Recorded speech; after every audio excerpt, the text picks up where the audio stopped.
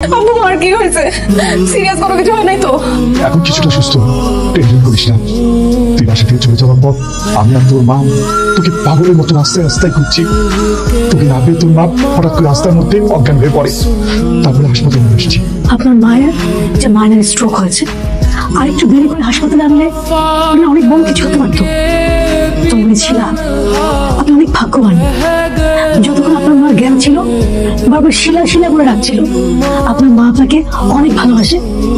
একটা কথা বলে গেছিলাম, অন্যভাবে নেবেন না। পৃথিবীতে মার চাইতে দামি আর কিচ্ছু নেই। সবকিছু হারিয়ে গেলে পাওয়া যাবে, কিন্তু মাকে কখনো পাওয়া যাবে না। মারা সন্তানের কাছে বেশি কিছু চায় না, একটু আদর, একটু যত্ন, একটু কেয়ার, এটুকুই চায়। মা যাতে সুস্থ থাকে, ভালো থাকে, সেদিকে খেয়াল রাখবেন।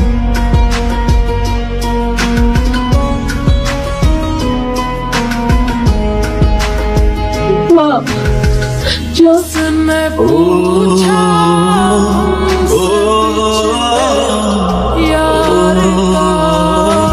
আমি আসছি, শিলা আসছি।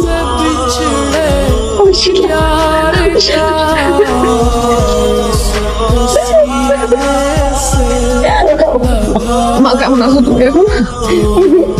আমি আমার বুকে নিয়ে আসছি, এখন আমি খুব ভালো আছি। আমি আর কখনো তুমি শাসন করবো না। ওই দিন রাত শুধু অর্ধের মতো তুমি শাসন করতাম, নির্যাতন করতাম। তো স্বাধীনতা কেড়ে নিয়েছিলাম রে মা। আমি অনেক কিছু বুঝতাম না। আমার মেয়ে যেখানেই থাকবে, আমি চাই আমার মেয়ে ভালো থাকবে। আর তো যা ইচ্ছে করতে তাই করবি, আমি তোকে কোনো বাধা দিব না। কিন্তু আমাকে ছেড়ে কোথাও যাইস না মা। আমি তোকে খুব ভালোবাসি মা। কিন্তু আমার কলিজা, আমার কলিজা যেখানেই থাকুক, যেমনই থাকুক, আমার কলিজা কামড়ালি। আমি তোকে আর কখনো শাসন করবো না, কখনো না। না মা, তুমি আমাকে শাসন করবা? আমি বাসা থেকে চলে গিয়েছিলাম।